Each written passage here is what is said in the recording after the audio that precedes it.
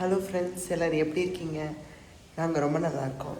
என்னோடய சேனலை யாராச்சும் சப்ஸ்கிரைப் பண்ணாமல் பார்த்துட்ருக்கீங்கன்னா அல்லது புதுசாக என் சேனலை இப்போ தான் பார்க்குறீங்கன்னா மறக்காமல் சப்ஸ்கிரைப் பண்ணிவிட்டு பாருங்கள். பெல் ஐக்கானையும் கிளிக் பண்ணிக்கோங்க.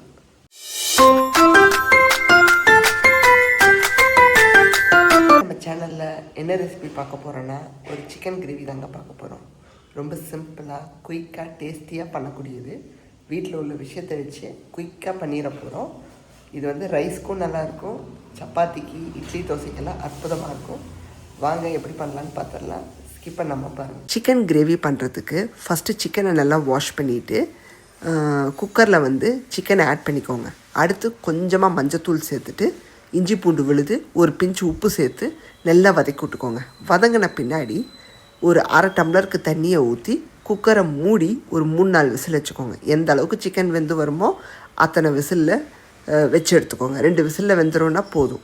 நான் வந்து ஒரு 3-4 விசில் வச்சு எடுத்தேன். இதை வந்து வெந்ததுக்கப்புறம் இந்த தண்ணியை குடிச்சிங்கன்னா சூப்பராக இருக்குங்க. சிக்கன் சூப் இதுவும் ஒரு டைப்பு நல்லாயிருக்கும். இப்போது வெங்காயம் பார்த்திங்கன்னா 1.5 பெரிய வெங்காயம் எடுத்திருக்கேன், 10 சின்ன வெங்காயம், ஒரு பச்சை மிளகா, கருவேப்பிலை, அவ்வளோதான். அதுக்கப்புறம் தக்காளி 1.5 தக்காளி எடுத்திருக்கேன். பெருசாக இருந்தால் 1.5 போதும், சிறுசாக இருந்தால் 2 சேர்த்துக்கோங்க. கடாயில் 2 டேபிள் ஸ்பூனுக்கு ஃப்ரை ஆயில் சேர்த்துட்டு கருவேப்பிலையை போட்டு தாளிச்சுக்கிறோம். இதில் வந்து சோம்பு, சீரகம், பட்டை, கிராம்பு எதுவும் சேர்க்க போகிறதில்ல, வெறும் கருவேப்பிலை தான். அடுத்தே வந்து நம்ம வெட்டி வச்ச வெங்காயத்தையும் பச்சை மிளகாயும் உள்ளே சேர்த்துருங்க. நான் ஒரு பச்சை மிளகாய் தான் சேர்க்குறேன், சும்மா ஒரு ஃப்ளேவர் காண்டி தான். எங்கள் வீட்டில் வந்து பச்சை மிளகாயெல்லாம் ரொம்ப சேர்த்துக்க மாட்டாங்க எங்கள் பேரண்ட்ஸ், ஏன்னா அவங்களுக்காக பண்ணுற ஒரு ரெசிபி. அவங்க வந்ததுலேருந்து அவங்க தான் சமைச்சு கொடுத்துட்ருக்காங்க. இன்பிட்வீன் சரி நம்மளும் ஏதாவது சமைச்சு கொடுப்போம், நம்ம யூஎஸில் நிறைய பண்ணியிருக்கோம், ஸோ அந்த டைப்பில் ஒன்று பண்ணி கொடுப்போம்னு சொல்லி நான் அவங்களுக்காக பண்ணிகிட்ருக்கேன். ஸோ அவங்களுக்கு பிடிச்ச டைப்பில் பண்ணுறேன். ஸோ வெங்காயம் வதங்கும் போது உப்பு கொஞ்சம் சேர்த்துக்கோங்க. சிக்கனில் லைட்டாக தான் சேர்த்துருப்போம், ஸோ இதில் நீங்கள் மேக்ஸிமம் சேர்த்துருங்க. வெங்காயம் நல்லா தரோவாக வதங்கி வரணும். நல்லா வதங்கி வரும்போது சைட் பை சைட் பார்த்திங்கன்னா சிக்கனும் வெந்து வந்துருச்சு. இந்த தண்ணியில் பெப்பரை போட்டு குடிச்சிங்கன்னா சூப்பராக இருக்குங்க. இந்த சூப்பும் வந்து நல்லாயிருக்கும். அண்டு தக்காளி பார்த்திங்கன்னா நம்ம அரைச்சி தான் சேர்க்க போகிறோம். நல்லா மிக்சியில் அந்த 1.5 தக்காளியை போட்டு பேஸ்ட் மாதிரி அரைச்சி எடுத்துக்கோங்க. வெங்காயம் பார்த்திங்கன்னா சூப்பராக ப்ரௌன் கலராக வர அளவுக்கு நல்லா வதக்கிக்கோங்க. அடுத்து தக்காளி விழுதான் உள்ளே சேர்க்குறோம். தண்ணி எதுவும் சேர்க்காமல் ப்ளெயினாக அரைச்சி சேர்த்துருங்க. அதுக்கப்புறம் மிக்சியை அலாசி அந்த தண்ணியை சேர்த்துருங்க. நல்லா வந்து தக்காளி வாட போகணும், நல்லா சாட்டே பண்ணி விட்ருங்க. அந்த ஈரப்பதம் போகணும். அது தக்காளி குக்காக பாருங்கள், கலர் நல்லா சேஞ்ச் ஆகும். இந்த சமயத்தில் மசாலா பொடி சேர்க்க போகிறோம். ஆல்ரெடி மஞ்சத்தூள் வந்து குக்கரில் சிக்கன் வேக வைக்கும்போது சேர்த்துட்டோம். இப்போ வந்து மிளகாய், தனியாத்தூள், சீரகத்தூள், மிளகுத்தூள், கரம் மசாலா இது மட்டும்தான் சேர்க்குறோம். நம்ம 1 by 1 சேர்க்க போகிறோம். ஃபஸ்ட்டு வந்து பார்த்திங்கன்னா மிளகாத்தூள் சேர்த்துக்கோங்க. எங்களதில் வந்து தனியாகவும் கலந்துருக்கும், அதனால் காரத்துக்கு ஏற்ப நான் சேர்த்துக்கிறேன். நீங்கள் வந்து மிளகாய், தனியா தனித்தனியாக வச்சுருக்கீங்கன்னா அளந்து சேர்த்துக்கோங்க. இதெல்லாம் வந்து உங்கள் உரப்புக்கு தக்கனவாறு சேர்த்துக்கோங்க, அவ்வளோதான்.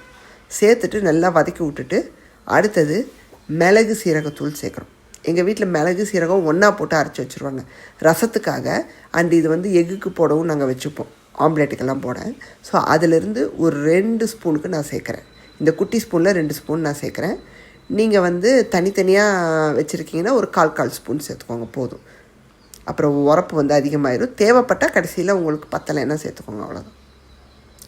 நல்லா கலந்து விட்டுட்டு இப்போது வேக வச்ச சிக்கனை தண்ணியோடு உள்ளே சேர்த்துருங்க. சேர்த்துட்டு நல்லா கலந்து விட்ருங்க.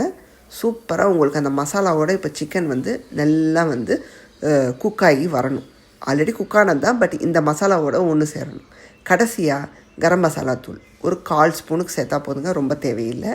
சேர்த்துட்டு நல்லா ஒரு 2 கொதி வச்சு கொத்தமல்லி தூவி இறக்குனீங்கன்னா அற்புதமாக இருக்குங்க. எங்கள் வீட்டில் இது நான் செஞ்சு கொடுத்தேன். எங்கள் அப்பா அம்மா வந்து அந்த ரைஸில் போட்டு சாப்பிட்டுட்டு சூப்பராக இருக்குன்னாங்க, அட்டகாசமாக இருக்குன்னாங்க. சப்பாத்திக்கு, தோசைக்கெல்லாம் வேறு லெவலில் இருக்குங்க.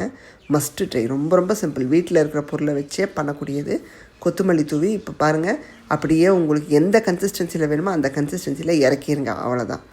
தனியாக வேணால் தனியாக வச்சுக்கோங்க, இந்த மாதிரி தொக்கா வேணால் தொக்கா இறக்கிக்கோங்க. ஸோ அருமையாக இருக்கும். சிக்கனும் சூப்பராக வெந்து வந்துச்சு. இன்றைக்கான வீடியோ பார்த்துருப்பீங்க. ரொம்ப ரொம்ப டேஸ்டியாக எம்மியாக ரெசிபியாக பண்ணியிருக்கோம். கண்டிப்பாக ட்ரை பண்ணி பாருங்கள், அவ்வளோ சூப்பராக வந்திருக்கு. எங்கள் வீட்டில் உள்ளவங்க விரும்பி சாப்பிட்டாங்க. ஸோ நீங்களும் கண்டிப்பாக ட்ரை பண்ணி பார்த்துட்டு கமெண்ட்ஸ் போடுங்க. இன்றைக்கான வீடியோ உங்களுக்கு பிடிச்சிருந்தா மறக்காமல் ராஜிமா கிச்சனை லைக், ஷேர் அண்ட் சப்ஸ்கிரைப் பண்ணிடுங்க. பெல் ஐக்கானை கிளிக் பண்ணிடுங்க. உங்களுக்கு வேறொரு வீடியோவில் சந்திக்கிறேன். Bye, see you soon.